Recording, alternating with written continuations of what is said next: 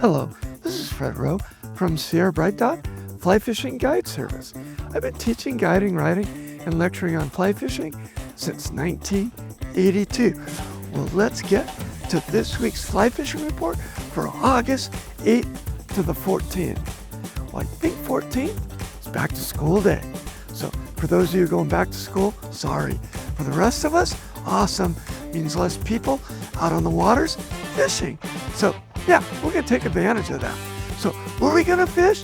Guess where we're going to start? Let's go to the upper Owens River. What's going on up there? Well, water levels have dropped. Water's cleared up. Things are great. Fishing, well, still same kind of problem.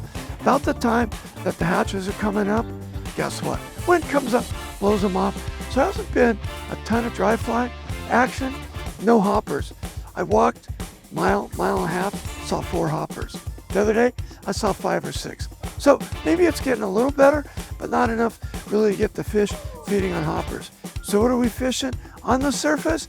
Well, we're fishing size 16 Adams parachute, size 16 parachute pill morning duds, size 18 elk hair caddis, nymphing. That's where I've been doing the best, getting down on the bottom. And even though we can nymph in the wind, mornings have been the best before 10 or 11. What are we fishing with?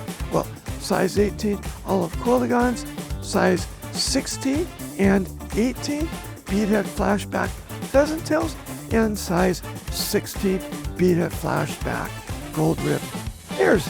Let's head over to Hot Creek. What's going on over there? Well, mornings starting out with the tricos. Starts off with the female trico hatching around 8:30 to about 9:30. Then we get to see the spinner fall. So start with a size 22 female trico parachute. Then when you realize they're not hitting your fly anymore, switch over to a trico spinner. That's the stage where the fly dies and is laying on the water. Easy grabs for the fish. And yes, they love eating the spinners. Then what? Well, somewhere in there, in the end of the trico hatch, or a little beyond it, there's what we call a caddis migration. Just like still in the salmon, they move upriver to find a good spawning spot. In this case, a good spot to lay their eggs to make new caddis. But in the meantime, they're bad flyers. Lots of them crash onto the water. And when that happens, fish know what to do. They eat them. Then there's PMDs and there's blue wing olives.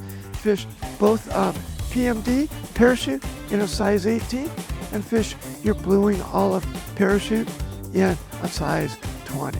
Okay, where to next? Let's talk about crawly a little bit. It's that time of the year, fish has actually picked up a bit, and they're fishing where? Back into the lake, what we call the Owens River Arm. Where are they fishing? 15 to 25 feet of water. And what are they doing? Well, they're fishing tiger midges, zebra midges, blood midges, and albino barons. Okay, where to next? Lower Owens River. Yeah, it's out. We're not talking about it. Although I've heard a few guys sneaking out there and dealing with the high water and throwing a few streamers and a few caddis, catching a few fish. Just not enough areas for me to fish it. Okay, so where are we going to wrap up with?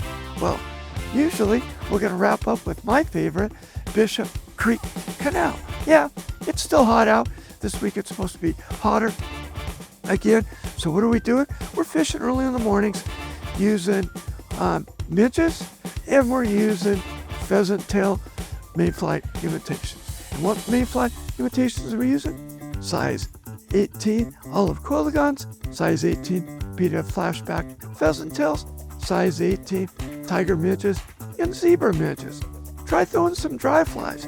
Size 16 elk hair caddis, size 16 Adams parachute. Okay, so where else? I want to talk about freestone creeks. We're going to specifically talk about Bishop Creek in the area between Intake 2 and North Lake. What's going on up there? The water levels have dropped. We can fish it. Got to bushwhack it? It means you got to walk around all the grass and plants and find a spot where you can cast. Sometimes you just got to roll cast, flip the fly on the water, kind of high stick it and get it to get a good drift. Sometimes you can make an actual overhead cast. What am I doing up there? I'm fishing a size 16 stimulator with a size 18 tiger minch. What's happening? I'm catching stalker rainbows and wild brown trout. Man, it's been fun. Well, this has been Fred Rowe from Sierra Bright Dot, bringing you this week's Fred's Fish Report for August 8th to the 14th. You can find me every Tuesday in Bishop at Mahogany Smoked Meats from 9 to 11. You can also find me on Instagram, Facebook, and my favorite, LPPTV.